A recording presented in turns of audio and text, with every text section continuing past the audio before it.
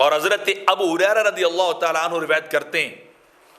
آقا علیہ الصلوۃ والسلام نے ارشاد فرمایا کہ جو بندہ دو چیزیں اکٹھی اللہ کے راستے میں خرچ کرتا ہے، یعنی ایک چیز ہوتی ہے اس کو ڈبل خرچ کرتا ہے، جوڑا اس کا خرچ کرتا ہے، تو رب کائنات قیامت کے دن اس بندے کو ندا دے گا، کہاں پہ؟ من ابواب الجنتی یا عبداللہ ھذا خیر،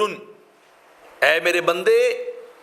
یہ تیرے لیے بہتر ہے، یا عبداللہ، اے اللہ کے بندے، ھذا خیر، یہ ہے تیری بھلائی کا بدلہ، یہ ہے تیرے مال و دولت کے خرچ کرنے کا بدلہ، یہ ہے تیرا روپے پیسہ اللہ کے راستے میں دینے کا بدلہ، کہ تو نے دنیا میں مال کو خرچ کیا تھا، لوگوں کو مال دیا تھا، ضرورت مندوں کو دیا تھا، بھوکے اور پیاسے لوگوں تک تو نے مال دیا، اس کا آج بدلہ کیا ہے کہ تجھے آج جنت کے دروازوں سے ندا آ رہی ہے، آؤ یہ جنت کے دروازے تمہارے لیے کھلے ہیں، یہ در وا کر دیے گئے ہیں، جس دروازے سے تم چاہو آؤ اور اللہ کی جنت میں داخل ہو جاؤ۔